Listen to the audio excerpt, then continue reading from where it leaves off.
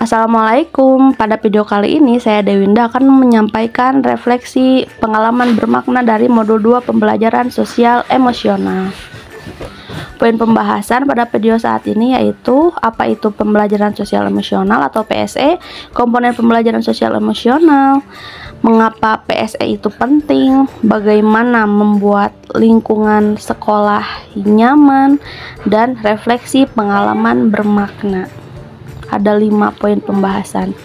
Apa itu pembelajaran sosial emosional?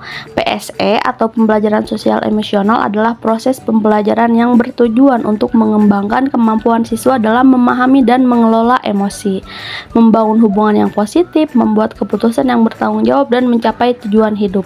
PSE tidak hanya fokus pada aspek kognitif atau pengetahuan, tetapi juga pada aspek afektif atau sikap dan perasaan, serta psikomotorik atau keterampilan. Jadi ketika PSE diterapkan, bukan hanya mematok pada tujuan hasil kognitif saja, melainkan afektif dan psikomotor.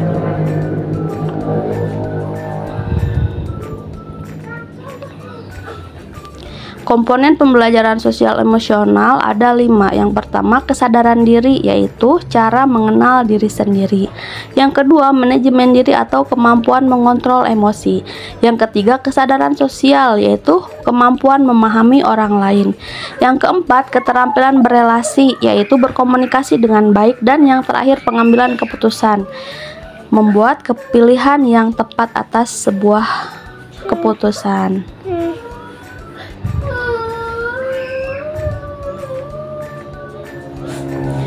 Mengapa pembelajaran sosial emosional itu penting? Yang pertama, karena PSE itu membentuk karakter, artinya menumbuhkan empati, kejujuran, dan tanggung jawab. Lalu meningkatkan prestasi akademik, bisa fokus, motivasi semakin meningkat, dan mengatasi stres. Membangun hubungan positif melalui komunikasi efektif dan kolaborasi.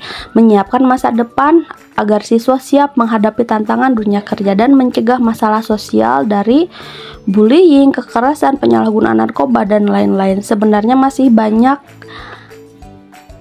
alasan mengapa pembelajaran sosial emosional itu penting, akan tetapi jika dirangkum secara umum mencangkup ke-5 poin tersebut.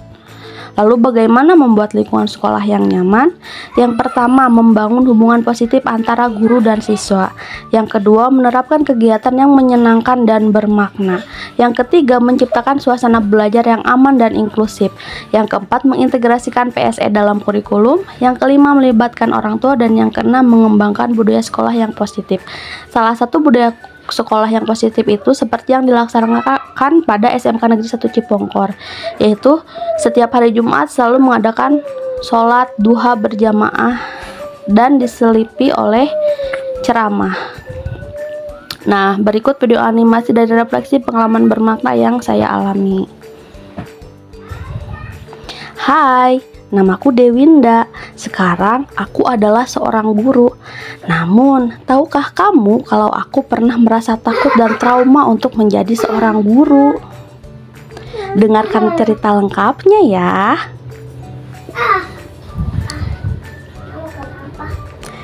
Pada tahun 2017, saat sedang menyusun skripsi, saya ditawari untuk mengajar di sebuah sekolah. Atas alasan ingin menambah pengalaman, akhirnya saya menerimanya.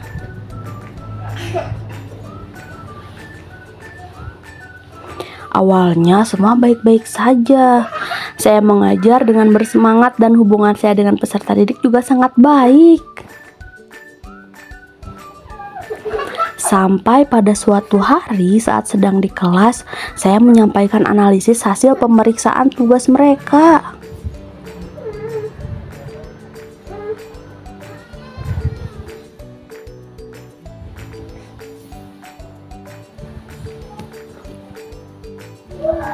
Saya sampaikan bahwa anak dengan nama A, B, C harus melakukan perbaikan karena tidak melengkapi tugas. Jika tidak, maka nilainya akan ada yang kosong. Saya kaget karena tiba-tiba ada seorang anak perempuan yang menggebrak meja. Brak! Gak bisa, Bu! teriaknya. Sebenarnya waktu itu saya juga merasakan kemarahan, apalagi saya juga masih seorang mahasiswa. Ingin rasanya saya berteriak membalas ucapan dan perlakuannya. Namun untungnya saya bisa menutup mulut dan beristighfar. Lalu saya pergi meninggalkan kelas. Malamnya, anak itu mengirim pesan dan meminta maaf. Tentu saja saya memaafkannya. Saat saya bertanya kenapa dia marah, dia menjawab bahwa dia sedang mengalami PMS. Sebagai seorang perempuan, saya memaklumi hal tersebut, sampai dia memberitahu dengan sombong bahwa ibunya seorang guru. Dengan tegas saya sampaikan bahwa apalagi ketika dia memiliki orang tua guru, seharusnya dia bisa memperlihatkan sikap yang baik dan menjadi teladan bagi anak-anak lainnya. Entah kenapa momen itu sangat menyesakan hati saya, sampai saya merasa trauma dan takut untuk menjadi seorang guru. Untung saja saya bisa menahan diri ketika kejadian menegangkan itu terjadi. Beberapa tahun berlalu dan takdir baik membawa saya menjadi seorang guru. Hati kecil saya masih ragu dan terus mengingat kejadian dulu. Sampai saat saya diamanati menjadi seorang wali kelas, saya sangat berusaha semaksimal untuk bisa menjadi seorang wali kelas yang baik. Ya, saya menganggap anak kelas 10 AK3 itu sebagai anak pertama saya dan saya sebut si Cikal. Saya kira semuanya berjalan dengan baik. Ternyata seiring berjalannya waktu di kelas 10 AK3 ada konflik antar teman. Saya berpikir bagaimana mencari solusi untuk menyelesaikannya. Sampai tiba-tiba saya terfikirkan untuk membangun sebuah keluarga.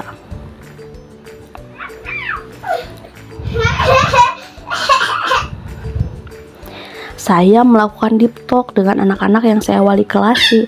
Saya jelaskan pada mereka bahwa kelas 10 AK3 adalah sebuah keluarga. Semua siswa adalah saudara dan saya adalah ibu mereka. Dalam keluarga, jika ada masalah maka harus menyelesaikannya bersama-sama agar bisa terus berbahagia.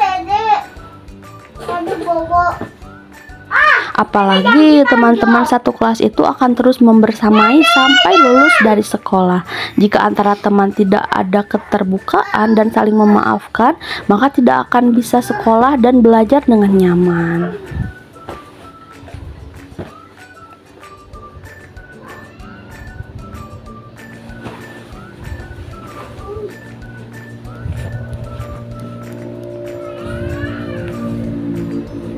Ajaibnya, mereka benar-benar paham dan memegang prinsip itu sampai lulus dan menjadi alumni. Pernah suatu hari saya bertemu dengan salah seorang dari mereka. Dia bertanya, "Adik Abi mana, Bu?" Maksudnya menanyakan anak kandung saya yang dulu saya kandung saat menjadi wali kelas mereka.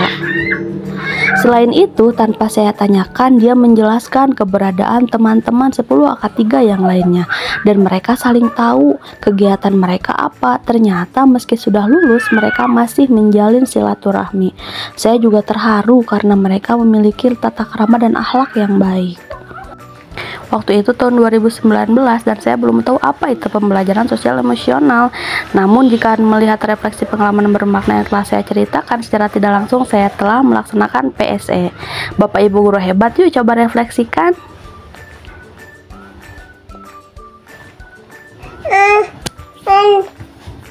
Apakah Bapak atau Ibu guru pernah memiliki pengalaman bermakna terkait pembelajaran sosial emosional? Boleh ceritakan di kolom komentar ya. Demikian video refleksi pengalaman bermakna untuk tugas modul 2 materi pembelajaran sosial emosional PPG Piloting tahap 2. Hatur nuhun, saya Dewinda. Wassalamualaikum warahmatullahi wabarakatuh.